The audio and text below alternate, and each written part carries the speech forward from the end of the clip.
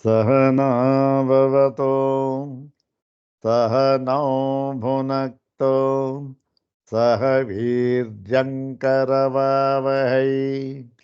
तेजस्विनावधीतमस्तु मा विद्विषावहै। ॐ शान्ति शान्ति शान्तिः। ॐ नारायणं पद्मभुवं वसिष्ठं शक्तिं च तत्पुत्रपराशरं च व्यासं शुकं गौडपदं महान्तं गोविन्दयोगीन्द्रमथस्य शिष्यं श्रीशङ्कराचार्यमथस्य पद्मपादं च हस्तामलकं च शिष्यं तं तोटकं वार्तिककारमन्यान् अस्मद्गुरून् सन्ततमानतोऽस्मि। शङ्करं शङ्कराचार्यं केशवं बादरायणं सूत्रभाष्यकृतौ वन्दे भगवन्तौ पुनः पुनः। सूत्रभाष्यप्रणेतारौ वेदान्ताब्जप्रभाकरौ वन्दे परस्परात्मानौ बादरायणशङ्करौ। श्रुतिस्मृतिपुराणानाम् आलयं करुणालयं नमामि भगवत्पादं शङ्करं लोकशङ्करं। नमामि भगवत्पादशङ्करं लोकशङ्करं। वन्दे तं सच्चिदानन्दं यतिवर्यं महामतिं वेदवेदान्ततारज्ञं सद्गुरुं प्रणतोऽस्म्यहम्। सदाशिवसमारम्भां शङ्कराचार्यमध्यमाम् अस्मदाचार्यपर्यन्तां वन्दे गुरुपरम्पराम्।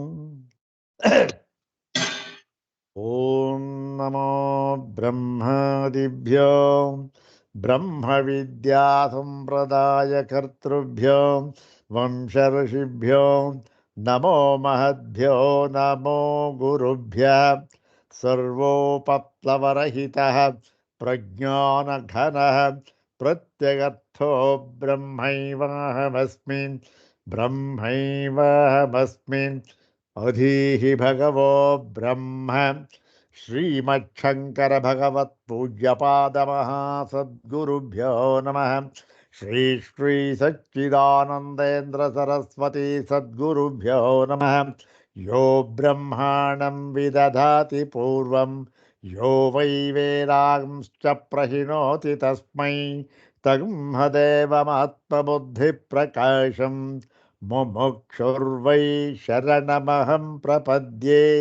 ॐ शान्ति शान्ति शान्तिः। अग्रे उपस्थितेभ्यः भवद्भ्यः सर्वेभ्यो जिज्ञासुभ्यः हार्दान् प्रणामान् समर्पयामि। ब्रह्मसूत्रशाङ्करभाष्ये द्वितीयाध्याये द्वितीये पादे दशभिः सूत्रैः उपनिबद्धे अस्मिन् समुदायाधिकरणे तानि सर्वाणि तस्मिन् उपनिबद्धानि दशसूत्राणि एकवारं पठित्वा अनन्तरं तत्र द्वितीयं सूत्रम् इदानीं द्वितीयं सूत्रम् अध्येतव्यमस्ति। इदानीं द्वितीयं सूत्रं पादादितः एकोनविंशम् इदं सूत्रं। तत्सूत्रं द्विवारं पठित्वा तद्भाष्यभागं च यथामति विचारयामः। सर्वाग्रे शङ्करभगवत्पूज्यपादानां प्रशस्तिश्लोकमेकं पठित्वा तेषां पादारविन्दयोः शिरसा प्रणिपत्य अनुग्रहं च प्राप्य प्रकृतम् एकोनविंशं सूत्रं तद्भाष्यभागं च विचारयामः। ಎರಡನೆಯ ಪಾದ, ಎರಡನೆಯ ಅಧ್ಯಾಯ, ಎರಡನೆಯ ಪಾದ, ನಾಲ್ಕನೆಯ ಅಧಿಕರಣ ಸಮುದಾಯಾಧಿಕರಣ. ಅದರಲ್ಲಿ ಎರಡನೆಯ ಸೂತ್ರ ಮೊದಲನೆಯ ಒಂದು ಕ್ರಮದಿಂದ 19ನೇ ಸೂತ್ರ, ಪಾದಾದಿತಃ 19ನೇ ಸೂತ್ರ ವಿಚಾರ ಮಾಡೋಣ. ಮೊಟ್ಟ ಮೊದಲು ಭಗವತ್ಪಾದರ ಒಂದು ಪ್ರಶಸ್ತಿ ಶ್ಲೋಕವನ್ನು ಪಠನ ಮಾಡಿ ನಂತರ ಶುರು ಮಾಡೋಣ. ಓಂ ಯದ್ವೈದಿಕಾ ಬೋಧಯಿತುಂ ಸಹಸ್ರಂ ಶಬ್ದಾಃ ಪ್ರವೃತ್ತಾ ಇತಿ ನೇತಿ ನೇತಿ ತಚ್ಛಂಕರಾನಂದ ಸರಸ್ವತೀತಿ ಖ್ಯಾತಂ ಪರಂ ದೈವತಮಾಶ್ರಯಾಮಃ. ಯದ್ವೈದಿಕಾ ಬೋಧಯಿತುಂ ಸಹಸ್ರಂ ಶಬ್ದಾಃ ಪ್ರವೃತ್ತಾ ಇತಿ ನೇತಿ ನೇತಿ ತಚ್ಛಂಕರಾನಂದ ಸರಸ್ವತೀತಿ ಖ್ಯಾತಂ ಪರಂ ದೈವತಮಾಶ್ರಯಾಮಃ. ಖ್ಯಾತಂ ಪರಂ ದೈವತಮಾಶ್ರಯಾಮಃ. ಇದು ಒಂದು ಮುಕುಂದ ಅಂತಕ್ಕಂಥ ಒಬ್ಬ ಕವಿ, ಅವರು ಶಂಕರ ಮಂದಾರ ಸೌರಭ ಅಂತ ಒಂದು ಕಾವ್ಯ, ಅದರಲ್ಲಿರತಕ್ಕಂಥ ಒಂದು ಮಂಗಳ ಶ್ಲೋಕ ಇದೆ. ಬಹಳ ಸುಂದರವಾಗಿ ಮಾಡಿದ್ದಾರೆ. ಇದರ ಅರ್ಥ ಏನಾಗುತ್ತೆ? ನೇತಿ ನೇತಿ ಇತಿ ಬೋಧಯಿತುಂ ಪ್ರವೃತ್ತಾಃ ಸಹಸ್ರಂ ಯೇ ವೈದಿಕಾಃ ಶಬ್ದಾಃ. ಅಂದ್ರೇನು?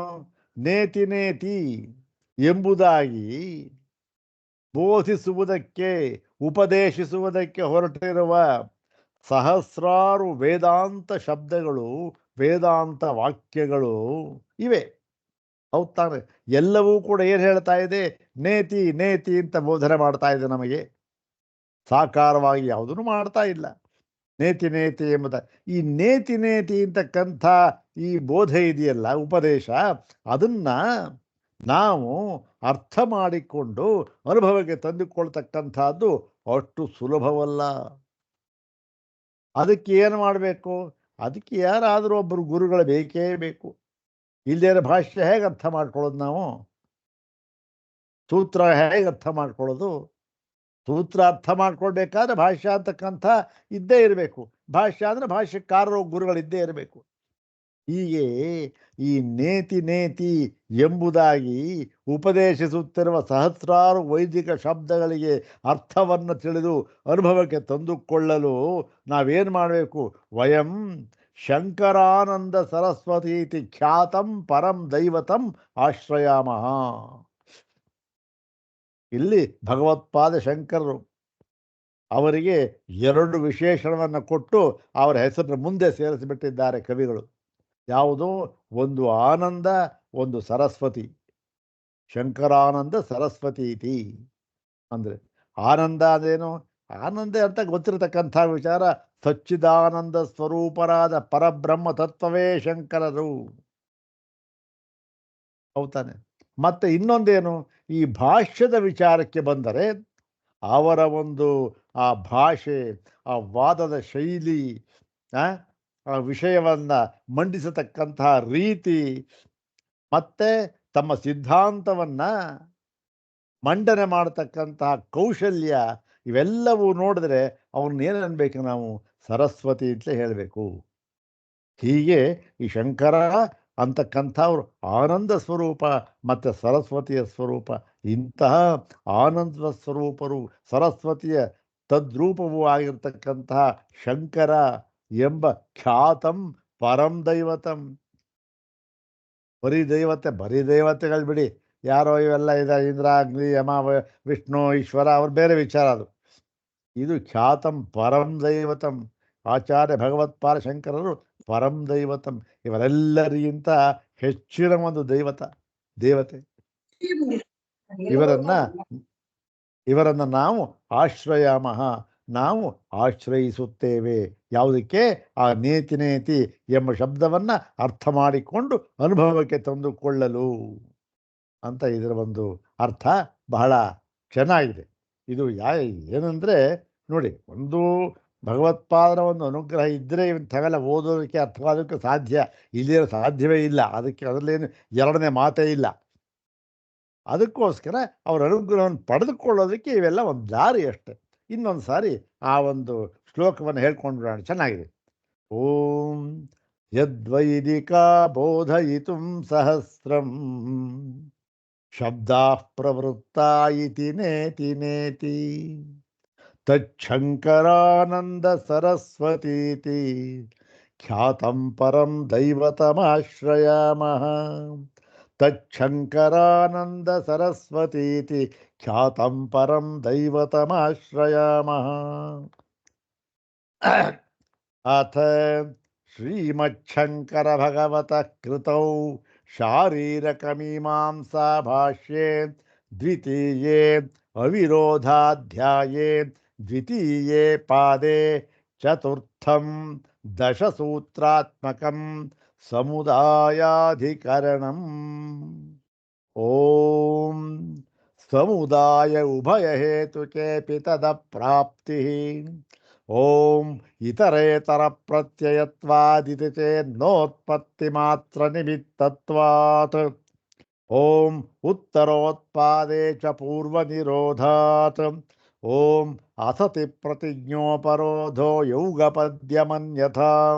ಓಂ ಪ್ರತಿಸಂಖ್ಯಾ ನಿರೋಧ ಪ್ರಾಪ್ತಿರವಿಚ್ಛೇದಾತ್. ಓಂ ಉಭಯಥಾ ಚ ದೋಷಾತ್. ಓಂ ಆಕಾಶೇ ಚ ವಿಶೇಷಾತ್.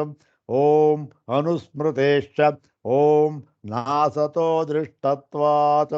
ಓಂ ಉದಾಸೀನಾನಾಮಪಿ ಚೈವಂ ಸಿದ್ಧಿ. ಇದು 10 ಸೂತ್ರಗಳು. ಪ್ರಕೃತ ಈ ದಿನ ಅದರಲ್ಲಿ ಈ ಅಧಿಕರಣದಲ್ಲಿ 2ನೇ ಸೂತ್ರವನ್ನು ನಾವು ವಿಚಾರ ಮಾಡಬೇಕಾಗಿದೆ. ಓಂ ಇತರೇತರ ಪ್ರತ್ಯಯತ್ವಾದಿತಿ ಚೇತ್ ನ ಉತ್ಪತ್ತಿ ಮಾತ್ರ ನಿಮಿತ್ತತ್ವಾತ್.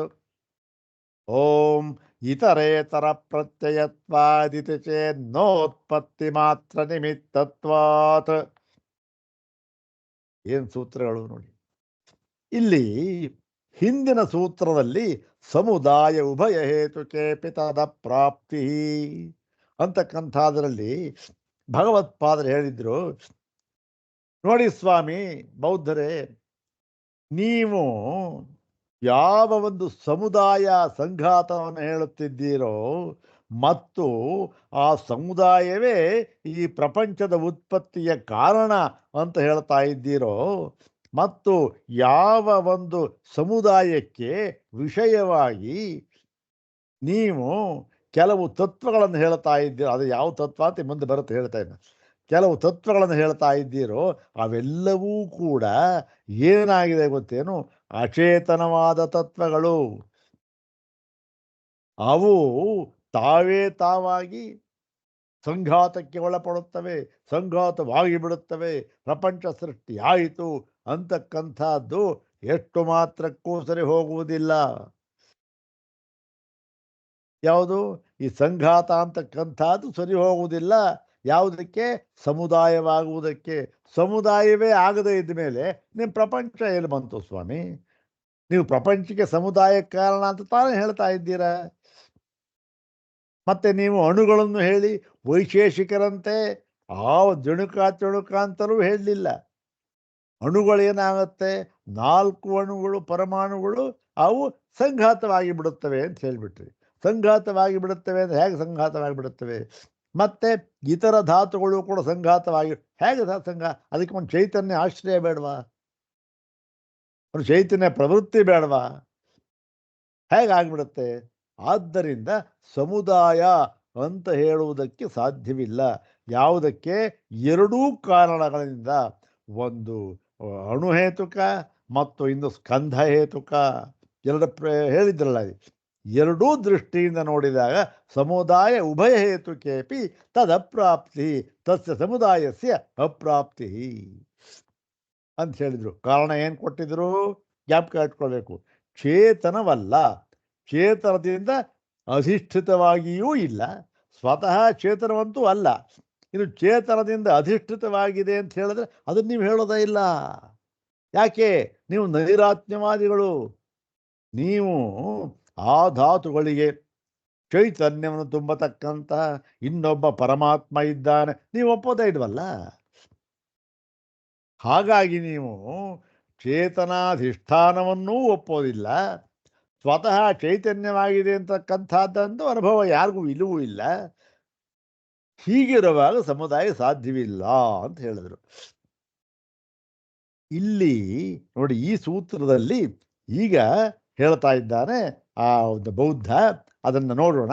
ಅದಕ್ಕೆ ಮುಂಚೆ ಪದವಿಭಾಗ ಅನ್ವಯಾರ್ಥ ನೋಡ್ಬಿಡೋಣ. ಅನ್ವಯಾರ್ಥ ಗೊತ್ತಾಗುತ್ತೆ, ಸೂತ್ರ ಗೊತ್ತಾಗ್ಬಿಡುತ್ತೆ. ಆಮೇಲಿಂದ ಆ ಒಂದು ಸೂತ್ರ ವಿವರವನ್ನು ನೋಡೋಣ. ಭಾಷ್ಯವನ್ನು ಆಮೇಲೆ ನೋಡೋಣ, ಸೂತ್ರಕ್ಕೆ ಅರ್ಥ ಮಾಡ್ಕೊಂಬಿಡೋಣ. ಓಂ ಇತರೇತರ ಪ್ರತ್ಯಯತ್ವಾದಿತಿ ಚೇನ್ನೋತ್ಪತ್ತಿ ಮಾತ್ರ ನಿಮಿತ್ತತ್ವಾತ್. ಓಂ ಇತರೇತರ ಪ್ರತ್ಯಯತ್ವಾದಿತಿ ಚೇನ್ನೋತ್ಪತ್ತಿ ಮಾತ್ರ ನಿಮಿತ್ತತ್ವಾತ್. ಇತರೇತರ ಪ್ರತ್ಯಯತ್ವಾತ್ ಇತಿ ಚೇತ್ ನ ಉತ್ಪತ್ತಿ ಮಾತ್ರ ನಿಮಿತ್ತತ್ವಾತ್. ಇದು ಈ ಒಂದು ಹೇತು ಮತ್ತೆ ಈ ಒಂದು ಸಿದ್ಧಾಂತ ಎರಡೂ ಕೂಡ ಇದೆ. ಇಲ್ಲಿ ಪೂರ್ವ ಪಕ್ಷದವನು ಸಿದ್ಧಾಂತವೂ ಇದೆ, ಮತ್ತೆ ಸಿದ್ಧಾಂತಗಳ ಒಂದು ನಿಲುಮೆ ಸಿದ್ಧಾಂತವೂ ಕೂಡ ಇಲ್ಲಿ ಇದೆ. ಏನು ಅಂತಂದ್ರೆ ಅದನ್ನು ಅನ್ವಯ ನೋಡೋಣ. ಇತರೇತರ ಪ್ರತ್ಯಯತ್ವಾತ್. ಪ್ರತ್ಯಯ ಅಂದ್ರೆ ಕಾರಣ, ಹೇತು ಅಂತ ಅರ್ಥ. ಅಂದ್ರೆ ಏನು? ಇತರೇತರ ಕಾರಣತ್ವಾತ್ ಸಮುದಾಯ ಸಂಘಾತ ಸ್ಯಾತ್ ಇತಿ ಚೇತ್ ಅಂದ್ಬಿಟ್ಟ. ಯಾರಿದು? ಬೌದ್ಧ. ನೋಡಿ ಸ್ವಾಮಿ, ನೀವು ಅದ್ಯಾವುದೋ ಚೈತನ್ಯ ಬೇಕು, ಆತ್ಮ ಅಂತ ಒಂದಿದೆ, ಅದು ಯಾವನಿಗೂ ಗೊತ್ತಿಲ್ಲ. ಅಶಬ್ದ ಮತ್ಪರ್ಶಮ ರೂಪಮವ್ಯಯಂ ತಥಾರಸಂ ಏನು ಇದೆ? ನಾ ಇದು ಯಾವುದೋ ಇದೆಯಂತೆ ಅಂತ ಅವೆಲ್ಲ ಬೇಡಿ ಸ್ವಾಮಿ. ನಮಗೆ ಸಂಘಾತವಾಗುವುದಕ್ಕೆ ಯಾವ ಚೈತನ್ಯದ ಅವಶ್ಯಕತೆಯೂ ಇಲ್ಲ. ಯಾವ್ದು ಮತ್ತೇನಪ್ಪ? ಮತ್ತೆ ಇತರೇತರ ಪ್ರತ್ಯಯತ್ವಾತ್, ಒಂದಕ್ಕೆ ಒಂದು ಪರಸ್ಪರ ಕಾರಣವಾಗಿರುವುದರಿಂದ ಏನಾಗುತ್ತೆ? ಒಂದಕ್ಕೊಂದು ಪರಸ್ಪರ ಕಾರಣವಾಗಿರುವುದರಿಂದ ಏನು? ಸಮುದಾಯ ಸಂಘಾತ ಸ್ಯಾತ್, ಸಮುದಾಯ ಆಗಬಹುದು, ಸಂಘಾತ ಆಗಬಹುದು. ಇತಿ ಚೇತ್ ಎಂದು ನೀವು ಹೇಳುವುದಾದರೆ ಬೌದ್ಧರೇ, ಅದು ಎಂದಿಗೂ ಸಾಧ್ಯವಿಲ್ಲ. ನೀವು ಇತರೇತರ ಪ್ರತ್ಯಯ ಅಂತ ಕಾರಣ ಕೊಟ್ರಲ್ಲ, ಇತರ ಕಾರಣ ಅಂತ, ಅದು ಯಾವುದಕ್ಕೆ ಗೊತ್ತಾ ಸ್ವಾಮಿ? ಬೌದ್ಧರೇ ತಿಳ್ಕೊಳ್ಳಿ, ಅದು ಸಮುದಾಯಕ್ಕೆ ಕಾರಣ ಅಲ್ಲ. ನೀವು ಹೇಳತಕ್ಕ ಕಾರಣ ಆಗಬಹುದು, ಆದರೆ ಅದು ಸಮುದಾಯಕ್ಕೆ ಕಾರಣವಾಗೋದಿಲ್ಲ. ಅದು ಕೇವಲ ಮುಂದಿನದರ ಉತ್ಪತ್ತಿಯ ಕಾರಣವಾಗುತ್ತದೆ ಅಷ್ಟೇ. ಉತ್ಪತ್ತಿ ಮಾತ್ರ ನಿಮಿತ್ತತ್ವಾತ್. ಅದು ಉತ್ಪತ್ತಿ ಮಾತ್ರ ಅಷ್ಟೇ, ಅದಕ್ಕೆ ಕಾರಣವಾಗುತ್ತೆ. ಅದು ಸಾಧ್ಯವೋ ಇಲ್ವೋ ಅಂತಲೂ ಆಮೇಲೆ ನೋಡೋಣ. ಮೊಟ್ಟ ಮೊದಲನೇದಾಗಿ ನೀವು ಕೊಟ್ಟ ಕಾರಣ ಏನಿದೆ? ಇತರೇತರ ಪ್ರತ್ಯಯತ್ವ, ಇತರೇತರ ಕಾರಣ ಒಂದಿದೆಯಲ್ಲ, ಅದು ಆ ಒಂದು ಕಾರಣದಿಂದ ಸಮುದಾಯ ಸಿದ್ಧಿಯಾಗುತ್ತೆ ಅಂತ ಹೇಳ್ತಾ ಇದ್ದೀರಲ್ಲ, ಅದು ಸರಿಯಲ್ಲ. ಅದು ಸಮುದಾಯಕ್ಕೆ ಕಾರಣವೇ ಅಲ್ಲ. ಅದು ಕೇವಲ ಉತ್ಪತ್ತಿಗೆ ಕಾರಣ ಅಷ್ಟೇ, ಸಮುದಾಯಕ್ಕೆ ಕಾರಣ ಅಲ್ಲ, ಸಂಘಾತಕ್ಕೆ ಕಾರಣ ಅಲ್ಲ ಅಂತ ಹೇಳಿದ್ರು. ಏನು ಇದರ ಅರ್ಥ ಏನಾಯಿತು ನೋಡಿ. ಒಂದಕ್ಕೊಂದು ಪರಸ್ಪರ ಕಾರಣವಾಗಿರುವುದರಿಂದ ಸಮುದಾಯವು ಆಗಬಹುದಲ್ಲ ಅಂತ ನೀವು ಬೌದ್ಧರು ಹೇಳುವುದಾದರೆ ಹಾಗಾಗುವುದಿಲ್ಲ. ಯಾಕೆ? ಅದು ಉತ್ಪತ್ತಿಗೆ ಮಾತ್ರ ಕಾರಣವಾಗಿರುವುದರಿಂದ ಅಂತ ಹೇಳಿಬಿಟ್ರು. ಈಗ ಇಲ್ಲಿ ಒಂದು ಸ್ವಲ್ಪ ವಿಚಾರವನ್ನು ನಾವು ತಿಳ್ಕೊಳ್ಳಲೇಬೇಕು. ಇಲ್ಲೇ ಸೂತ್ರವೇ ಅರ್ಥವಾಗುವುದಿಲ್ಲ. ಒಂದಕ್ಕೊಂದು ಕಾರಣ ಅಂದರು, ಯಾವುದಕ್ಕೆ ಕಾರಣ? ಸಮುದಾಯ ಆಗಬೇಕು, ಅದು ಅಲ್ಲಿ ಕಾರಣ ಇಲ್ಲ. ಒಂದು ಅಣುಹೇತುಕ, ಸ್ಕಂದ ಹೇತುಕ ಆಯ್ತದು. ಇಲ್ಲಿ ಒಂದಕ್ಕೊಂದು ಕಾರಣ ಧಾತುಗಳಿಗೆ ಯಾವ ಧಾತು ಪರಸ್ಪರ ಯಾವುದು ಅದು ತಿಳ್ಕೊಬೇಕಲ್ಲ ಅದೆಲ್ಲ. ಅಂದರೆ ಈ ಒಂದಕ್ಕೊಂದು ಪರಸ್ಪರ ಕಾರಣ ಅಂತ ಏನು ಹೇಳ್ತಾ ಇದ್ದೇವೆ ನಾವು, ಅದನ್ನು ಕಾರಣವನ್ನಾಗಿ ಕೊಟ್ಟು ಬೌದ್ಧರು ಉತ್ಪತ್ತಿ ಆಗುತ್ತೆ, ಇದರಿಂದ ಸಾಧ್ಯವಾಗುತ್ತೆ ಅಂತ ಹೇಳ್ತಾ ಇದ್ದೀರಲ್ಲ, ಈ ಒಂದು ಸಿದ್ಧಾಂತಕ್ಕೆ ಏನು ಹೆಸರು? ಇತರೇತರ ಪ್ರತ್ಯತ್ವಾದ ಅಂತ ಹೇಳ್ತಾರಲ್ಲ, ಅದಕ್ಕೆ ಬೌದ್ಧರ ಒಂದು ಪಾರಿಭಾಷಿಕ ಪದ ಪ್ರತೀತ್ಯ ಸಮುತ್ಪಾದ. ಪ್ರತೀತ್ಯ ಸಮುತ್ಪಾದ ಅಂದರೆ ಒಂದಕ್ಕೊಂದು ಆಶ್ರಯಿಸಿ ಇರತಕ್ಕಂಥದ್ದು. ಇದಿದ್ದರೆ ಅದಿರುತ್ತೆ, ಇದು ಇಲ್ಲ ಅಂದರೆ ಅದು ಇಲ್ಲ. ಇದೊಂದು ಥರ ಅನ್ವಯ ವ್ಯತಿರೇಕ ಸಿದ್ಧಾಂತ. ಇದೇ ಅವರ ಒಂದು ಏನದು ರೇ ಘೋಷವಾಕ್ಯ. ಇದು ಪ್ರತೀತ್ಯ ಸಮುತ್ಪಾದದಿಂದಲೇ ಇವೆಲ್ಲವೂ ಆಗಿದೆ. ಏನದು ಪ್ರತೀತ್ಯ ಸಮುತ್ಪಾದ? ಒಂದಕ್ಕೊಂದು ಕಾರಣ, ಡಿಪೆಂಡೆಂಟ್ ಆರಿಜಿನ್, ಡಿಪೆಂಡೆಂಟ್ ಒರಿಜಿನೇಷನ್, ಅಥವಾ ಡಿಪೆಂಡೆಂಟ್ ಅರೈಸಿಂಗ್, ಎರಡನ್ನೂ ಹೇಳ್ತಾರೆ ಅವರು. ಯಾತಕ್ಕೆ ಅವರು ಈ ಸಂಘಾತಕ್ಕೆ ಇನ್ನೊಂದು ಕಾರಣವನ್ನು ಹೇಳೋದಿಲ್ಲ. ಚೇತನ ಕಾರಣ ಬೇಕಿಲ್ಲ ಅವನಿಗೆ. ನೈರಾತ್ಮ್ಯವಾದಿಗಳು ಅವರು. ಅದಕ್ಕೋಸ್ಕರ ಸಂಘಾತಕ್ಕೆ ಯಾವ ಚೇತನ ಕಾರಣದ ಅವಶ್ಯಕತೆಯೂ ಇಲ್ಲ, ಕೇವಲ ಪ್ರತೀತ್ಯ ಸಮುತ್ಪಾದದಿಂದ ಆಗುತ್ತದೆ ಅಂತ ಹೇಳಿದ್ರು. ಪ್ರತೀತ್ಯ ಸಮುತ್ಪಾದ ಅಂದ್ರೇನು? ಬಹಳ ಬಹಳ ಮುಖ್ಯವಾದ ಒಂದು ಪದ ಆ ಬೌದ್ಧರ ಒಂದು ಪರಿಭಾಷೆಯಲ್ಲಿದು. ಪ್ರತೀತ್ಯ ಅಂತಂದರೆ ಅಪೇಕ್ಷೆ ಅಂತಂತ, ಡಿಪೆಂಡೆಂಟ್, ಒಂದರ ಅಪೇಕ್ಷೆಯಿಂದ. ಸಮುತ್ಪಾದ ಅಂದರೆ ಉತ್ಪತ್ತಿ, ಅಂದರೆ ಒಂದರ ಅಪೇಕ್ಷೆಯಿಂದ ಮತ್ತೊಂದರ ಉತ್ಪತ್ತಿ ಆಗುತ್ತೆ ಅಷ್ಟೆ. ಇದು ಏನಾಗುತ್ತೆ ಇದನ್ನು ನೋಡೋಣ. ಇದನ್ನು ಹೇಗೆ ಇದಕ್ಕೊಂದು ದೃಷ್ಟಾಂತ ಕೊಟ್ಟರೆ ಗೊತ್ತಾಗುತ್ತೆ. ಏನು ನೋಡಿ, ಈಗ ಬೀಜ ಅಂತ ಇದೆ. ಬೀಜ ಅಂತ ಇರಬೇಕಾದ್ರೆ ಅದನ್ನು ಭೂಮಿಗೆ ಹಾಕ್ತಾ ಬಿತ್ತಾ ಮೊಳಕೆ ಅಂತ ಬರುತ್ತೆ. ಮೊಳಕೆ ಅಂತ ಆಯಿತು. ಮೊಳಕೆ ಅಂತ ಆದಮೇಲೆ ಬೆಳೀತದು, ಅದಕ್ಕೆ ಕೊಂಬೆಗಳು ಬಂದವು, ಆಮೇಲೆ ಇನ್ನೂ ದೊಡ್ಡದಾಯಿತು, ಕಾಂಡ ದೊಡ್ಡದಾಯಿತು, ಹೂವುಗಳು ಬಂದವು, ಹಣ್ಣುಗಳು ಬಂದವು, ಬೀಜಗಳು ಬಂದವು. ಇವೆಲ್ಲ ಏನಾಗುತ್ತೆ? ಒಂದರ ಅಪೇಕ್ಷೆಯಿಂದ ಇನ್ನೊಂದು. ಎಲ್ಲಿ ತನಕ? ಇದು ಫಲದವರೆಗೂ ಕೂಡ, ಇನ್ನೊಂದು ಬೀಜದವರೆಗೂ ಕೂಡ, ಫಲದವರೆಗೂ ಕೂಡ. ಹೀಗೇನಾಗುತ್ತೆ? ಅಂಕುರ, ಬೀಜ ಇದ್ದರೆ ಅಂಕುರ ಆಗುತ್ತೆ, ಅಂಕುರ ಬಂದರೆ ಕಾಂಡ ಬೆಳೆಯುತ್ತೆ, ಕಾಂಡ ಬೆಳೆದ್ರೆ ಕೊಂಬೆ ಆಗುತ್ತೆ, ಕೊಂಬೆಗಳೆಲ್ಲ ಚೆನ್ನಾಗಿ ಹುಲಸಾಗಿ ಬೆಳೆದರೆ ಹೂ ಬರುತ್ತೆ, ಹೂ ಬಂದರೆ ಕಾಯಿ ಆಗುತ್ತೆ, ಕಾಯಿ ಬಂದರೆ ಹಣ್ಣಾಗುತ್ತೆ. ಇದು ಒಂದಕ್ಕೊಂದು ಲಿಂಕ್. ಒಂದಿದ್ರೆ ಆಗುತ್ತೆ ಅಷ್ಟೇ. ಕಾಂಡ ಚೆನ್ನಾಗಿದ್ರೆ ಕೊಂಬೆ ಬೆಳೆದ್ರೆ ಹೂ ಬರುತ್ತೆ ಅಷ್ಟೇ. ಇದು ಅದೇ ಕಾಂಡವೇ ಚೆನ್ನಾಗಿದೆ, ಸೋತೋಗ್ಬಿಟ್ರೆ ಏನು ಬರುತ್ತೆ? ಹೂ ಎಷ್ಟೋ ಮರ ಸತ್ತೋಗ್ಬಿಡ್ತವೆ, ಏನಾಗುತ್ತೆ? ಬೆಳೆದಿದ್ದು ಸತ್ತೋಗ್ಬಿಡ್ತವೆ. ಇನ್ನು ಬೀಜವೇ ಇಲ್ಲದೆ ಇದ್ರೆ ಅಂಕುರ ಹೇಗೆ ಬರುತ್ತೆ? ಅಂಕುರವೇ ಇಲ್ಲದೆ ಇದ್ರೆ ಕೊಂಬೆಗಳು ಹೇಗೆ ಬರುತ್ತೆ? ಒಂದಕ್ಕೊಂದು ಸಂಬಂಧ. ಆದರೆ ಇಲ್ಲಿ ಆ ಬೀಜಕ್ಕೆ ಏನಾಗಿದೆ? ಓಹೋ, ನಾನು ಈ ಬೀಜ ಇದೆಯಲ್ಲ, ಅದಕ್ಕೆ ನಾನು ಈಗ ಅಂಕುರವನ್ನು ಸೃಷ್ಟಿ ಮಾಡುತ್ತೇನೆ ಅಂತ ಯಾವ ಸಂಕಲ್ಪವೂ ಇಲ್ಲ. ಮತ್ತೆ ಯಾವುದರ ಒಂದು ಚೈತನ್ಯದ ಅವಶ್ಯಕತೆಯೂ ಇಲ್ಲ. ಬೀಜ ಆಗ್ತಾ ಬಂತು. ಹೀಗೆ ಇದಿದೆಯಲ್ಲ, ಇದು ಒಂದಕ್ಕೊಂದು ಕಾರಣ. ಇದು ಪ್ರತೀತ್ಯ ಸಮುತ್ಪಾದ ಅಂತ. ಇದನ್ನ ಎರಡು ವಿಧವಾಗಿ ಹೇಳ್ತಾರೆ ಅವರು. ಈಗ ನಾವು ನೋಡೋದಲ್ಲ ಈ ಒಂದು ಬೀಜ ದೃಷ್ಟಾಂತ, ಇದಕ್ಕೆ ಹೆಸರಾಯಿತು ಹೇತೂಪನಿಬಂಧ ಅಂತ. ಈಗ ನೋಡಿ, ಅಲ್ಲ ಒಂದು ಆಕ್ಷೇಪಣೆ ಮಾಡಬಹುದು ನಾವು. ಅಲ್ಲ ಸ್ವಾಮಿ ಬೌದ್ಧರೇ, ನೀವು ಹೇಳ್ತೀರಲ್ಲ ಬೀಜದಿಂದ ಅಂಕುರ, ಅಂಕುರದಿಂದ ಕಾಂಡ, ಕಾಂಡದಿಂದ ಕೊಂಬೆಗಳು, ಕೊಂಬೆಗಳಿಂದ ಹೂವು, ಹೂವಿಂದ ಹೂವು, ಹಣ್ಣು, ಅದೆಲ್ಲ ಹೇಳ್ತಿರಲ್ಲ, ಸರಿಯೇ. ಅದು ಯಾವುದು ಕಾರಣವನ್ನು ಅಪೇಕ್ಷಿಸೋದಿಲ್ಲ, ಅದು ಒಂದಕ್ಕೊಂದು ಕಾರಣವಾಗಿದೆ ಅಷ್ಟೇ. ಅದಕ್ಕೆ ಚೈತನ್ಯದ ಇನ್ನೊಂದು ಅವಶ್ಯಕತೆ ಬೇಕಿಲ್ಲ, ಮತ್ತು ಅವಕ್ಕೆ ಅರಿವೂ ಇಲ್ಲ. ನೀವು ಹೇಳ್ತಿರಲ್ಲ ಆತ್ಮ ಏನು ಸಾಕ್ಷಾತ್, ಅದು ಯೋಚನೆ ಮಾಡಿ, ಯಾವ ಯೋಚನೆಯೂ ಇಲ್ಲ ಇಲ್ಲಿ. ಬೀಜ ಏನು ಯೋಚನೆ ಮಾಡಲ್ಲ, ಏನಿಲ್ಲ. ಈಕ್ಷತ ಅಂತ ಹೇಳ್ಬಿಟ್ಟು ನೀವು ವೀಕ್ಷಣೆ ಇರೋದ್ರಿಂದ ಒಂದು ಆತ್ಮ ಇರಬೇಕು ಅಂತ ಹೇಳ್ತೀರಿ. ಯಾವ ಆತ್ಮ ಸ್ವಾಮಿ? ಬೀಜಕ್ಕೆ ಯಾವ ಆತ್ಮ ಇದೆ? ಯಾವ ಆತ್ಮ ಬೇಕು ಅದಕ್ಕೆ? ಇದು ಇರಲಿ, ನೈರಾತ್ಮ್ಯವಾದ ಅವರದ್ದು ಇದೆಯಲ್ಲ. ಇದು ನೀವು ಈ ಥರ ಹೇಳಿಬಿಟ್ರೆ ಬೌದ್ಧರೇ, ಆದರೆ ಪ್ರಪಂಚದಲ್ಲಿ ಅನುಭವ ಆ ಥರ ಇಲ್ವಲ್ಲ. ಇದು ಹೌದು ತಾನೆ. ಆಗ ಬೌದ್ಧ ಪ್ರಶ್ನೆ ಮಾಡ್ತಾನೆ, ಯಾಕಪ್ಪ ಅನುಭವ ಏಕಿಲ್ಲ? ಬೀಜ ಹಾಕಿದ್ರೆ ಮೊಳಕೆ ಬರೋದಿಲ್ವಾ? ಎಲ್ಲಿದೆ ಸ್ವಾಮಿ ಅನುಭವ? ನನ್ನ ಹೊಲದಲ್ಲಿ ಬೀಜ ಬಿತ್ತದೆ, ಏನು ಬರಲಿಲ್ಲ, ಅಂಕುರವೇ ಬರಲಿಲ್ಲ, ಎಲ್ಲ ಹೋಗ್ಬಿಡ್ತು, ನಾಶ ಆಗ್ಬಿಡ್ತು. ಅದೇ ಪಕ್ಕದ ಹೊಲದಲ್ಲಿ ನೋಡಿ, ಅವನು ನಾನು ತಂದಿದ್ದರಿಂದ ಅಲ್ಲೇ ಬೀಜ ತಂದ, ಅವನು ಹಾಕಿದ, ಎಷ್ಟು ಉತ್ಸಾಹ ಬೆಳೆದು ಬಿಟ್ಟಿದೆ.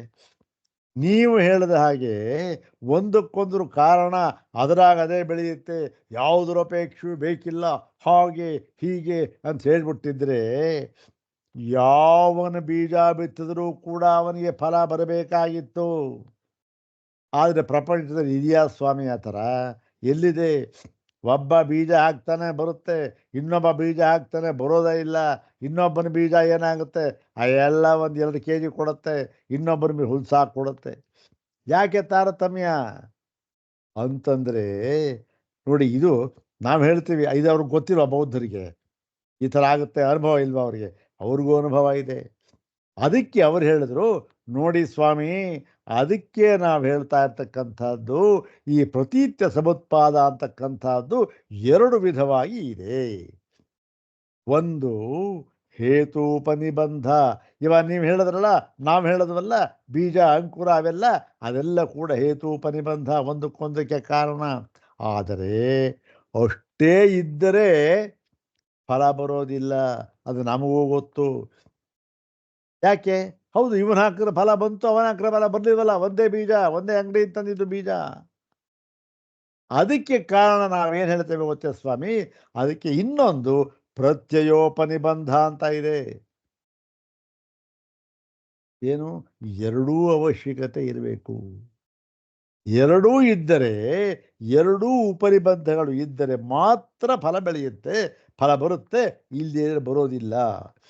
ಆಯಿತು, ಇದೇನೋ ಹೇಳಿದ್ರಿ, ಹೇತುಪನಿಬಂಧ ಯಾವುದು ಅಂತ ಮುಂದೆ ಹೇಳ್ತೇನೆ. ಇವಾಗ ಪ್ರತ್ಯೋಪನಿಬಂಧ ಅಂದ್ರೆ ಅದು ಯಾವುದದು? ಅದು ಯಾವುದು ಅಂತಂದರೆ, ಬೀಜ ಹಾಕಿಬಿಟ್ಟ,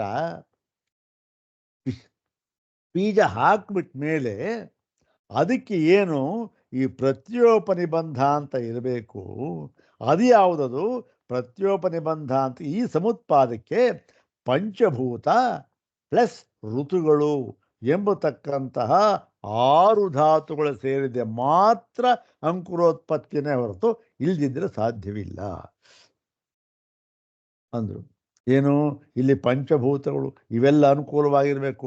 ನಾನು ಹಾಕಿದೆ, ಅವನು ಹಾಕಿದೆ, ಅವನದ್ರಲ್ಲಿ ಬಂತು, ನನ್ನಲ್ಲಿ ಬರಲಿಲ್ಲ. ಯಾಕೆ? ನಿಮಗೆ ಯಾವುದೋ ಪಂಚಭೂತಗಳು ಒಂದು ಇಲ್ಲ, ಏನೋ ಅದರಲ್ಲಿ ಶಕ್ತಿಗೆ ಏನೋ ಆಯಿತು ಅಷ್ಟೇ.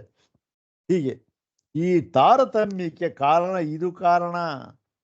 ನಿಮ್ಮ ಪರಮಾತ್ಮ ಅಲ್ಲ ಕಾರಣ. ಏನ್ರಿ ಅವನು ದೈವ ಶಕ್ತಿ ಹೊಲ್ದು ಬಿಡ್ತು ಅವನಿಗೆ, ಯಾವ ಶಕ್ತಿಯೋ ದೈವವೂ ಇಲ್ಲ. ನೋಡಿ ಯಾವುದಿದು? ಇದು ಪ್ರತ್ಯಯೋಪನಿಬಂಧ ಕಾರಣ, ಪಂಚಭೂತ ಮತ್ತು ಋತು. ನೋಡಿ ಸರಿಯ, ಇದು ಎಷ್ಟು ವೈಜ್ಞಾನಿಕವಾಗಿದೆ ನೋಡಿ. ಹೌದು ತಾನೆ? ಯಾಕೆ ಅವನು ಯಾಕೆ ಫಲ ಬರಲಿಲ್ಲ? ಪಂಚಭೂತಗಳು ಪೃಥ್ವಿ ತೇಜ ವಾಯು ಆಕಾಶ, ಯಾವುದು ಒಂದು ಧಾತು ಸರಿಯಾಗಿ ಕೆಲಸ ಮಾಡಿಲ್ಲ ಅಲ್ಲಿ. ಇಲ್ಲ, ಯಾವುದೋ ಒಂದು ಸರಿ ಇಲ್ಲ, ನೀರು ಸರಿಯಾಗಿ ಹಾಕ್ತಿಲ್ವೋ, ಇಲ್ಲ ಭೂಮಿ ಸರಿಯಾಗಿಲ್ವೋ, ಇಲ್ಲ ಇನ್ನೊಂದಾಯಿತು, ಗಾಳಿ ಜಾಸ್ತಿ ಬೀಸ್ಬೇಕು, ಏನೋ ಒಂದಾಯಿತು. ಮತ್ತೆ ಋತು, ಅವನು ಹಾಕಿದ ಇದು ಕಾಲ ಸರಿ ಇಲ್ಲ, ಅಲ್ಲಿ ಹಾಕಿದ್ರೆ ಜಾಸ್ತಿ ಮಳೆ ಬಂದ್ಬಿಡ್ತು, ಏನು ಇಲ್ಲ. ಇವೆಲ್ಲ ಇದ್ದರೆ ಮಾತ್ರ ಈ ಫಲ ಬರುತ್ತೆ. ಹಾಗೆ ಪ್ರತ್ಯಯೋ ಹೇತುಪನಿಬಂಧ ಪ್ರತ್ಯೋಪನಿಬಂಧ ಎರಡೂ ಇದ್ದರೆ ಅಂಕುರೋತ್ಪತ್ತಿ ಆಗುತ್ತೆ, ಇಲ್ಲದೇ ಇದ್ದರೆ ಆಗೋದಿಲ್ಲ. ಇಷ್ಟೇ ಹೊರತು ಈ ಅಂಕುರವಾಗುವುದಕ್ಕೆ, ಬೀಜವು ಒಡೆದು ಅಂಕುರವಾಗುವುದಕ್ಕೆ ಬೇರೆ ಯಾವ ಚೇತನದ ನಿಮಿತ್ತವೂ ಬೇಕಾಗಿಲ್ಲ. ನೋಡಿ ಹೇಗಿದೆ ವಾದ ಅವರದ್ದು. ಚೇತನದ ವಾದವು, ಚೇತನ ನಿಮಿತ್ತವೂ ಬೇಕಾಗಿಲ್ಲ, ಇಷ್ಟು ಬೇಕಷ್ಟೇ. ಇವತ್ತಿನ ಪಾಶ್ಚಾತ್ಯಕ್ಕೆ ಅವ್ರು ಹೇಳೋದು ಆದರೆ, ವಿಜ್ಞಾನಿ ಹೇಳೋದು ಅದು ಯಾವುದ್ರಿ? ಎಲ್ಲ ಸರಿಯಾಗಿರ್ಬೇಕು. ಹೌದು, ಎನ್ವಿರಾನ್ಮೆಂಟ್ ಸರಿಯಾಗಿರಬೇಕು, ಆದರೆ ಬರುತ್ತೆ. ಅವನು ಸರಿ ಇಲ್ಲ, ಬರಲಿಲ್ಲ. ಅವನು ಭೂಮಿ ಫಲವತ್ತಾಗಿಲ್ಲ, ಬರಲಿಲ್ಲ. ಅವನು ನೀರು ಸರಿ ಇಲ್ಲ, ಬರಲಿಲ್ಲ. ಹೀಗೆ ಪಂಚಭೂತಗಳು ಯಾವುದರ ಒಂದು ಲೋಪ ಆಯಿತು, ಎಲ್ಲಿ ಲೋಪ ಆಯಿತು, ಬರಲಿಲ್ಲ. ಋತುಗಳು ವ್ಯತ್ಯಾಸ ಆಯಿತು, ಬರಲಿಲ್ಲ ಅವನಿಗೆ. ಇವನು ಚೆನ್ನಾಗಿ ಸರಿ ಹಾಕ್ತಾ ಬಂತು ಅಷ್ಟೇ. ಇದಕ್ಕೆ ಯಾಕೆ ನೀವು ದೈವ ಚೇತನ ಯಾಕೆ ಬೇಕು? ಮತ್ತೆ ಈ ಎಲ್ಲ ಕಾರಣಕ್ಕೆ ಓಹೋ ನಾವು ಇದಕ್ಕೆ ಕಾರಣವಾಗಿದ್ದೇವೆ ಅಂತ ಅವಾಗ ಗೊತ್ತೂ ಇಲ್ಲ, ಮತ್ತೆ ಸಂಕಲ್ಪವನ್ನು ಮಾಡಿಕೊಂಡಿಲ್ಲ. ಇಷ್ಟೇ ಸ್ವಾಮಿ, ಅಷ್ಟೇ ಹೊರತು ನೀವು ಹೇಳ್ತಕ್ಕಂಥ ಯಾವುದೋ ನೇತಿ ನೇತಿ ಅಂದ್ಬಿಟ್ಟು ಅದೆಲ್ಲೋ ಹೇಳಿಬಿಟ್ಟು ಯಾವುದೋ ಒಂದಿದೆ ಪರಮಾತ್ಮ, ಅದಿರೋದೇ ಒಂದು, ಹಾಗೆ ಹೀಗೆ ಅದೇ ಸೃಷ್ಟಿ ಮಾಡ್ತು ಪ್ರಪಂಚವನ್ನು, ಅವೆಲ್ಲ ನಾವು ಒಪ್ಪೋದಿಲ್ಲ ಅಂತ ಹೇಳಿಬಿಟ್ರು. ಈಗ ಇನ್ನೊಂದೇ ಒಂದು ಹೇಳಿಬಿಟ್ಟು ಈ ಒಂದು ಪ್ರಕರಣ ಮುಗಿಸ್ಬೇಕು. ಏನು, ಈ ಪ್ರತ್ಯೋಪ ನಿಬಂಧ ಹೇಳಾಯಿತು, ಯಾವುದು ಪಂಚಭೂತ ಪ್ಲಸ್ ಆರುತು. ಇನ್ನು ಹೇತು ಪರಿಬಂಧ ಇದ್ವಲ್ಲ, ಈ ಹೇತು ಪರಿಬಂಧ ಯಾವುದು? ಅವೇನು ಅವು ಅಷ್ಟೇ, ಅಂಕುರ, ಬೀಜ, ಅಂಕುರ, ಕಾಂಡ, ಕೊಂಬೆ, ಹೂವು, ಫಲ ಇದೆಯಲ್ಲ, ಅವು ಯಾವುದು?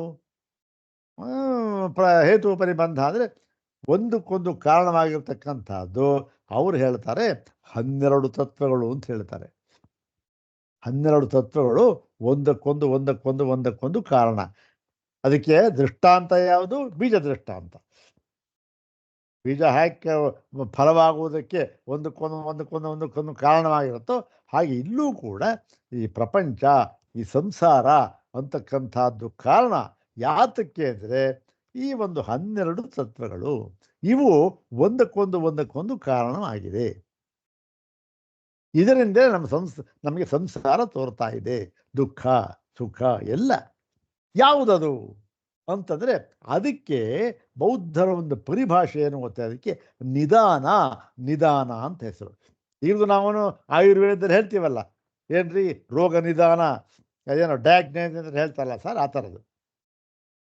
ಏನು ಕಾರಣ, ಏನು ಕಂಡುಹಿಡ್ಕೋಬೇಕು ಅಂತಕ್ಕ ನಿಧಾನ ಅದು ಕಾರಣ. ರೋಗ ನಿಧಾನ ಅದೇ ಒಂದು ಸಬ್ಜೆಕ್ಟ್ ಇರುತ್ತೆ ಆಯುರ್ವೇದದಲ್ಲಿ. ರೋಗ ಬಂದು ಯಾತಕ್ಕೆ, ಅದಕ್ಕೆ ಔಷಧಿ ಕೊಡಬೇಕು. ರೋಗಕ್ಕೆ ಔಷಧಿ ಎಲ್ಲ ಅವ್ರು ಕೊಡೋದು ಆಯುರ್ವೇದದಲ್ಲಿ. ಖಂಡಿತ ರೋಗಕ್ಕೆ ಔಷಧಿ ಕೊಡೋದಿಲ್ಲ ಅವರು. ಯಾತಕ್ಕೆ ಕೊಡ್ತಾರೆ? ರೋಗಕ್ಕೆ ಯಾವುದು ಕಾರಣವಾಗಿದೆಯೋ ಅದಕ್ಕೆ ಔಷಧಿಯನ್ನು ಕೊಡ್ತಾರೆ. ಅವರ ಒಂದು ನಿಯಮ ಇರತಕ್ಕಂಥ ಆಯುರ್ವೇದ ನಿಯಮವೇ ಅದು. ಹಾಗಾಗಿ ಏನಾಗುತ್ತೆ, ಇಲ್ಲಿ ಯಾವುದು ಕಾರಣ ಅಂತಂದರೆ 12 ತತ್ವಗಳು ಯಾವುದು ಅಂದರೆ ನೋಡಿ, ಅವಿದ್ಯ, ಅವರು ಅಷ್ಟೇ ಮೊಟ್ಟ ಮೊದಲು ಅವಿದ್ಯ, ಎಲ್ಲರೂ ಒಪ್ಪತಕ್ಕಂಥ ಅವಿದ್ಯ, ಸಂಸ್ಕಾರ, ವಿಜ್ಞಾನ, ನಾಮರೂಪ, ಷಡಾಯತನ, ಸ್ಪರ್ಶ, ವೇದನ, ತೃಷ್ಣ, ಉಪಾದಾನ, ಭಾವ, ಜಾತಿ ಮತ್ತು ಜರಾಮರಣ. ಒಂದಕ್ಕೊಂದಕ್ಕೆ ಸಂಬಂಧ. ಅಂದ್ರೇನು? ಅವಿದ್ಯೆ ಇದ್ದರೆ ಸಂಸ್ಕಾರ ಇದ್ದರೆ ವಿಜ್ಞಾನ, ಅದರ ಅನುಭವ, ವಿಜ್ಞಾನ ಇದ್ದರೆ ನಾಮರೂಪ, ಅನುಭವ ನಾಮರೂಪ, ಆ ನಾಮರೂಪ ಇದ್ದರೆ ಷಡಾಯತನ ಅಂದ್ರೇನು? 6 ಆಶ್ರಯ. ಆಯತನ ಅಂದರೆ ಆಶ್ರಯ ಅಂತ ಅರ್ಥ. ಯಾವುದು 6 ಆಶ್ರಯಗಳು? ಷಡಾಯತನ, ಪಂಚ ಇಂದ್ರಿಯಗಳು ಮತ್ತು ಮನಸ್ಸು, ಇವು ಷಡಾಯತನ ಅಂತ ಹೇಳ್ತಾರೆ. ಅದಕ್ಕೆ ಷಡಾಯತನ ಅಂತ. ಮತ್ತು ಸ್ಪರ್ಶ, ಇವೆಲ್ಲ ಇದ್ರೆ ಸ್ಪರ್ಶ ಇದ್ರೆ ನಮ್ಮ ವೇದನ ಅನುಭವ ಆಗುತ್ತೆ. ಆಮೇಲೆ ತೃಷ್ಣ, ಉಪಾದಾನ, ಭಾವ, ಜಾತಿ, ಜರಾಮರಣ, ಈ ಒಂದಕ್ಕೊಂದು ಈ 12 ತತ್ವಗಳನ್ನು ಹೇಳಿ ಇವು ಒಂದಕ್ಕೊಂದಕ್ಕೆ ಕಾರಣವಾಗಿವೆ. ಇವಕ್ಕೆ ಇದರಲ್ಲಿ ಒಂದು ಹೇಳೋದಲ್ಲ, ಪ್ರತ್ಯೋಪನಿಬಂಧ, ಹೇತುಪರಿಬಂಧ ಅಂತ. ಇವೆರಡೂ ಸೇರಿಕೊಂಡಾಗ ಏನಾಗುತ್ತೆ, ಆ ಫಲ ಅಂತಕ್ಕಂಥದ್ದು ಬರುತ್ತೆ. ಇಷ್ಟೇ ಸ್ವಾಮಿ ನೀವು ಹೇಳೋ ಹಾಗೆ ಯಾವ ಒಂದು ಈಶ್ವರನ ಅವಶ್ಯಕತೆಯಾಗಲಿ, ಚೈತನ್ಯದ ಅವಶ್ಯಕತೆಯಾಗಲಿ, ಆತ್ಮ ಅಂತಕ್ಕಂಥ ಒಂದು ವಸ್ತು ಇವೆಲ್ಲಕ್ಕಿಂತ ಬೇರೆ ಇದೆ ಅಂತಕ್ಕಂಥಾಗಲಿ ಯಾವುದೂ ಇಲ್ಲ. ಎಲ್ಲವೂ ಕೂಡ ನಿಮ್ಮ ಕಲ್ಪನಾ ಮಾತ್ರ ಸೃಷ್ಟಿ. ಆತ್ಮ ಅಂತಕ್ಕಂಥದ್ದು ಯಾಕೆ ಯಾವುದಕ್ಕೂ ಗ್ರಾಹ್ಯವಲ್ಲ. ಅದು ಯಾವ ಪದಾರ್ಥ ಯಾವುದಕ್ಕೂ ಗ್ರಾಹ್ಯವಲ್ಲವೋ ಅದನ್ನೇನು ಹೇಳ್ಬೇಕು ನಾವು? ಅದನ್ನು ಕಲ್ಪನೆ ಅನ್ಬೇಕಷ್ಟೆ. ಹೌದು ತಾನೆ? ಇವಾಗ ಶಶವಿಷಾಣ ಇದೆ, ಮೊಲದ ಕೊಂಬು ಅಂತ ಇದೆ. ಮೊಲದ ಕೊಂಬು ಅಂತಕ್ಕಂಥದ್ದೇನು? ಅದು ಯಾವುದಕ್ಕೂ ಗ್ರಾಹ್ಯವಲ್ಲ. ಹೌದು ತಾನೆ? ಅದರಿಂದ ಏನು ಪದಾರ್ಥ ಮಾಡೋಕ್ಕಾಗಲ್ಲ, ನೋಡೋಕ್ಕಾಗಲ್ಲ. ಮೊಲದ ಕೊಂಬನ್ನು ಕಣ್ಣು ನೋಡೋಕ್ಕಾಗತ್ತಾ? ಆಗಲ್ಲ. ಕೇಳೋಕ್ಕೆ ಎಲ್ಲ ಇದೆ. ಯಾವುದು ಇಷ್ಟಾದರೂ ಕೂಡ ನಾವು ಮೊಲದ ಕೊಂಬು ಅಂತ ಒಂದು ಪದಾರ್ಥ ಇದೆ ಅಂತ ಆದರೆ ಅದೇನದು? ನಮ್ಮ ಕಲ್ಪನಾ ಮಾತ್ರ ಅಷ್ಟೆ, ಕಲ್ಪನೆ ಅದು. ಹಾಗೆ ಯಾವುದಕ್ಕೂ ವಿಷಯವಾಗದ ನಿಮ್ಮ ಒಂದು ಆತ್ಮ ಇದ್ದಾನೆ ಅಂತ ಹೇಳುವುದು ಏನಾಗಿದೆ? ಕೇವಲ ನಿಮ್ಮ ಕಲ್ಪನಾ ಮಾತ್ರವಾಗಿದೆ ವೇದಾಂತಿಗಳೇ, ಅಷ್ಟೇ ಹೊರತು ನಿಜವಾಗಿಯೂ ಕೂಡ ತಾತ್ವಿಕವಾಗಿ ಯಾವ ಆತ್ಮ ಅಂತಕ್ಕಂಥದ್ದು ಇಲ್ಲ, ಯಾವುದೂ ಇಲ್ಲ ಅಂತಕ್ಕ ಇಷ್ಟು ಇದು. ಈ ಒಂದು ಇಷ್ಟನ್ನೂ ಕೂಡ ನಾವು ಗಣನೆಗೆ ತಂದುಕೊಂಡು ನಾವು ಈ ಸೂತ್ರವನ್ನು ಹೇಳಬೇಕು. ಅದಕ್ಕೇನಾಗುತ್ತೆ ನೋಡಿ, ಇತರೇತರ ಪ್ರತ್ಯಯತ್ವಾತ್ ಇತಿ ಚೇತ್ ಅಂತಂತ. ಇತರೇತರ ಪ್ರತ್ಯಯ ಅಂದ್ರೇನು? ಈ 12 ನಿಧಾನಗಳು ಹೇಳಿದ್ವಲ್ಲ, ಅವಿದ್ಯೆಯಿಂದ ಜರಾಮರಣದವರೆಗೆ, ಅವಿದ್ಯೆಯ ಜರಾಮರಣದವರೆಗೆ ಏನಾಗಿದೆ, ಎಲ್ಲವೂ ಕೂಡ ಒಂದಕ್ಕೊಂದು ಕಾರಣವಾಗಿರುವುದರಿಂದ ಏನಾಗುತ್ತೆ, ಪ್ರಪಂಚ ಬಂತು ಅಂತ ನೀವು ಹೇಳುವುದಾದರೆ ಅಂತ ಇಷ್ಟು ಅರ್ಥ ಇದಕ್ಕೆ, ಇತರೇತರ ಪ್ರತ್ಯಯತ್ವಾತ್ ಅನ್ನೋದಕ್ಕೆ, ಇತಿ ಚೇತ್ ಅನ್ನುವುದಾದರೆ ಏನಾಗುತ್ತೆ, ಒಂದು ಸಿದ್ಧಾಂತ ನಾ ಅಲ್ಲ. ಮತ್ತೇನು ಹಾಗೆ ಏನು ಇದು 12 ತತ್ವ ಹೇಳಿದ್ವಲ್ಲಪ್ಪ, ಕರೆಕ್ಟು 12 ತತ್ವ ಹೇಳಿದ್ರಿ, ಆದರೆ ಏನದು ಒಂದಕ್ಕೊಂದು ಅದು ಉತ್ಪತ್ತಿ ಮಾತ್ರಕ್ಕೆ ನಿಮಿತ್ತವಾಗಿದೆ ಅಷ್ಟೇ. ಆದ್ದರಿಂದ ಪ್ರಪಂಚ ಅಂತಕ್ಕಂಥದ್ದು ನಾವು ಬಂದಿದೆ ಅಂತ ಹೇಳೋದಕ್ಕಾಗೋದಿಲ್ಲ. ಏನು ಸಂಸ್ಕಾರ ಉಂಟಾಗುವುದಕ್ಕೆ ಮಾತ್ರ ಅವಿದ್ಯೆ ಅಷ್ಟೇ, ಇನ್ನೇನೂ ಬೇರೆ ಇಲ್ಲ. ಹಾಗೇನು ಸಂಸ್ಕಾರಕ್ಕೆ ಮಾತ್ರ ಅವಿದ್ಯೆ ಕಾರಣವಾಗಿದೆ, ಅವಿದ್ಯೆ ಸಂಸ್ಕಾರ ಮಾತ್ರ ಅಷ್ಟೇ. ಎರಡೂ ಸೇರ್ಕೊಂಡು ಪ್ರಪಂಚ ಅಯ್ಯಯ್ಯೋ ಅವೆಲ್ಲ. ಅವಿದ್ಯೆ ಸಂಸ್ಕಾರಕ್ಕೆ, ಸಂಸ್ಕಾರ ವಿಜ್ಞಾನಕ್ಕೆ ಕಾರಣ, ವಿಜ್ಞಾನ ನಾಮರೂಪಕ್ಕೆ ಕಾರಣ, ನಾಮರೂಪ ಷಡಾಯತಕ್ಕೆ ಕಾರಣ, ಷಡಾಯತನ ಸ್ಪರ್ಶಕ್ಕೆ ಕಾರಣ, ಸ್ಪರ್ಶ ವೇದನಕ್ಕೆ, ವೇದನಾ ತೃಷ್ಣಾಗೆ, ತೃಷ್ಣ ಉಪಾದಾನಕ್ಕೆ, ಉಪಾದಾನ ಭಾವಕ್ಕೆ, ಭಾವ ಜಾತಿಗೆ, ಜಾತಿ ಜರಾಮರಣಕ್ಕೆ ಕಾರಣ ಅಷ್ಟೇ. ಇದು ಅದಕ್ಕೆ ಇದಕ್ಕೆ ಕಾರಣವಾಗಿರುತ್ತೆ ಅಷ್ಟೇ ಹೊರತು ಇದೆಲ್ಲ ಬಂದ್ಬಿಡ್ತು ಪ್ರಪಂಚ ಸೃಷ್ಟಿ ಆಗೋಯ್ತು, ಇದರಿಂದ ಒಂದಕ್ಕೊಂದು ಸಂಘಾತವಾಯಿತು ಅಂತಕ್ಕಂಥದ್ದು ಒಪ್ಪೋದಿಲ್ಲ. ಒಂದಕ್ಕೊಂದು ಕಾರಣ ಆಯಿತು, ಒಪ್ಕೊಳ್ಳೋಣ, ಅದಕ್ಕೇನಿಲ್ಲ. ಆದರೆ ಇದು ಸಂಘಾತ ಅಂತ ಮಾತ್ರ ನಾವು, ಸಂಘಾತ ಆದ್ರೂ ತಾನೇಪ್ಪ ಪ್ರಪಂಚ, ಸಂಘಾತವೇ ಆಗೋದಿಲ್ಲ. ಮತ್ತೆ ಹೇಗೆ ಅದಕ್ಕೆ ನಾವು ಹೇಳ್ತಾ ಇರೋದು, ಇದರ ಸಮುದಾಯಕ್ಕೆ, ಸಂಘಾತಕ್ಕೆ, ಸಮೂಹಕ್ಕೆ ಏನು ಬೇಕು, ಒಂದು ಚೇತನಾಧಿಷ್ಠಿತವಾದ ತತ್ವ ಬೇಕು. ಚೇತನ ಅಂತ ಒಂದು ಬೇಕೇ ಬೇಕು. ಆ ಚೇತನವನ್ನೇ ನಾವು ಹೇಳ್ತಾ ಇರ್ತಕ್ಕಂಥದ್ದು ಆತ್ಮ, ಈಶ್ವರ, ಪರಮೇಶ್ವರ ಅಂತ ಹೇಳ್ತಾ ಇರ್ತಕ್ಕಂಥದ್ದು ಅಷ್ಟೆ. ಇವಾಗ ಇಷ್ಟು ನೀವು ತಿಳ್ಕೊಳ್ಳಿ ಬೌದ್ಧರೇ. ಆಮೇಲಿಂದ ನಿಜವಾಗಿ ಈ ಪರಮಾತ್ಮನಿಂದ ಪ್ರೇರಿತವಾಗಿ ಈ 12 ತತ್ವ ಏನು ಹೇಳ್ತಿರಲ್ಲ, ಅದು ನಿಜವಾಗಿ ಆಗುತ್ತಾ, ಪ್ರಪಂಚ ಇದೆಯಾ ನಿಜವಾಗಿ ಅನ್ನೋದನ್ನು ಅದು ಮುಂದೆ ವಿಚಾರ ಮಾಡೋಣ, ಈಗಲ್ಲ. ಮುಂದೆ ಬರುತ್ತೆ, ಇನ್ನು 3ನೇ ಅಧ್ಯಾಯದಲ್ಲಿ ಈ ನಿರ್ಧಾರ ಮಾಡತಕ್ಕಂಥ ವಿಚಾರ ಮುಂದೆ ಇದೆ. ಈಗ ಇಷ್ಟು ತಿಳ್ಕೊಳ್ಳೋಣ, ಇದರಿಂದ ಪ್ರಪಂಚ ಸೃಷ್ಟಿ ಅಂತಕ್ಕಂಥದ್ದು ಆಗೋದಿಲ್ಲ ಅಂತಕ್ಕಂಥ ಅಷ್ಟು, ಸಮುದಾಯ ಅಂತಕ್ಕಂಥದ್ದು ಆಗೋದಿಲ್ಲ ಅಷ್ಟೇ ನಾವು ಹೇಳ್ತಾ ಇರೋದು. ಸಮುದಾಯ ಆಗಬೇಕಾದ್ರೆ ಚೇತನ ಕಾರಣ ಅಷ್ಟೆ ಅಂತ ಹೇಳ್ತಾರೆ. ಇದು ಈ ಒಂದು ಸೂತ್ರದ ಒಂದು ಅರ್ಥ. ಇಷ್ಟನ್ನು ತಿಳ್ಕೊಳ್ಳದೆ ಇದ್ರೆ ಇದು ಅರ್ಥವಾಗೋದಿಲ್ಲ. ಮತ್ತು ಇದು ಇನ್ನೊಂದು ವಿಚಾರ ಏನಪ್ಪ ಅಂದರೆ, ಈ ಇಷ್ಟನ್ನೂ ಕೂಡ ಈ ನಿಧಾನ 12 ಹೇಳಿದ್ನಲ್ಲ ಅದು, ಮತ್ತು ಈ ಭಾಷ್ಯದಲ್ಲೂ ಕೂಡ ಇದೆ, ಇದು ಭಾಷ್ಯದಲ್ಲೂ ಇದೆ. ಇದು ಸ್ವಲ್ಪ ಸ್ವಲ್ಪ ಸ್ವಲ್ಪ ವ್ಯತ್ಯಾಸವಾಗಿದೆ. ಬೌದ್ಧರ ಒಂದು ಗ್ರಂಥದಲ್ಲಿ ಆ ನಾಗಾರ್ಜುನ ಒಂಥರ ಹೇಳಿದ್ದಾನೆ. ಬಟ್ ಏನಂದರೆ, ಯಾರು ಏನೇ ಹೇಳಿದರೂ ಕೂಡ ಇಷ್ಟೇ ತಾತ್ಪರ್ಯ, ಸಂಘಾತ ಮತ್ತು ಸಮುದಾಯ ಇದರಿಂದ ಏನೋ ಈ ಒಂದು ಪ್ರಪಂಚಾತಕ ತೋರ್ತಾ ಇದೆ ಅಂತ ಅವ್ರು ಹೇಳ್ತಾರೆ ಅಷ್ಟೆ. ಸಮುದಾಯ ಅದು 2 ಹೇತುಕವಾಗಿದೆ, ಒಂದು ಸ್ಕಂಧ ಮತ್ತು ಅಣು ಅಂತಕ್ಕಂಥದ್ದು ಅಲ್ಲ. ಇಷ್ಟು ಅವರ ಸಿದ್ಧಾಂತ.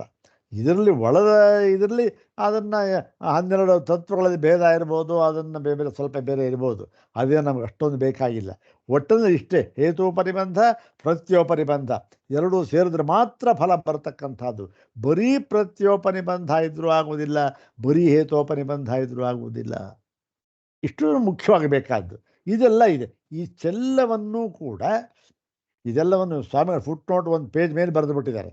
ಇವೆಲ್ಲವೂ ಕೂಡ ಎಲ್ಲಿ ಭಾಮತಿ ವ್ಯಾಖ್ಯಾನಕ್ಕೆ ಅನುಸಾರವಾಗಿ ಬರೆದಿರತಕ್ಕಂಥದ್ದು ನೋಡಿ ಅವ್ರು ಹೇಳ್ಕೊಂಡಿರ್ತಕ್ಕಂಥದ್ದು. ನೋಡಿ ಭಾಮತಿ ವ್ಯಾಖ್ಯಾನದಲ್ಲಿ ಇವೆಲ್ಲ ಇದೆ. ನಾನು ಒಂದೆರಡು ಆ ಮೂಲನ ಹೇಳೋಣ ಅಂದ್ಕೊಂಡಿದ್ದೆ, ಟೈಮ್ ಆಗೋಯ್ತು. ಬೇಡ, ಮುಂದೇನು ಬೇಡ, ಪರವಾಗಿಲ್ಲ ಬಿಡಿ, ಇದನ್ನು ಹೇಳ್ಕೊಂಡು ಸಾಕಾಗುತ್ತೆ. ವಾಚಸ್ಪತಿ ಮಿಶ್ರರು ಇವನ್ನೆಲ್ಲ ವಿಸ್ತಾರವಾಗಿ ಬರೆದಿದ್ದಾರೆ. ಅದನ್ನು ತಗೊಂಡು ಸ್ವಾಮಿಗಳು ನೋಡಿ, ನಾನು ಅದನ್ನು ತಗೊಂಡು ಅದನ್ನು ಇಲ್ಲಿ ಹಾಕಿದ್ದೇನೆ. ಯಾವುದು ಬೌದ್ಧರ ಒಂದು ಪ್ರಕ್ರಿಯೆಯನ್ನು ಆ ಭಾಮತಿಗೆ ಅವರೇನು ಬರೆದಿದ್ದಾರೆ ಅದರಂತೆ ನಾನು ಹಾಕಿದ್ದೇನೆ ಅಂತ ಬರೆದಿದ್ದಾರೆ. ಇಂತಹ ಸ್ವಾಮಿಗಳು ಯಾರು, ವಾಚಸ್ಪತಿ ಮಿಶ್ರರನ್ನು ಅಥವಾ ಇನ್ನೊಬ್ಬರನ್ನು ಅವರ ಒಂದು ಏನೋ ಒಂದು ಬರೆದಿರತಕ್ಕಂಥದ್ದನ್ನು ಆಶ್ರಯಿಸಿ ಅದನ್ನು ತೆಗೆದುಕೊಂಡು ತಾವು ಅದನ್ನು ಒಪ್ಪಿಕೊಂಡು ಸಿದ್ಧಾಂತ ಮಾಡಿ ನೋಡಿ ಇದ್ರು ಅಂತ ಹಾಕಿದ್ದಾರೆ.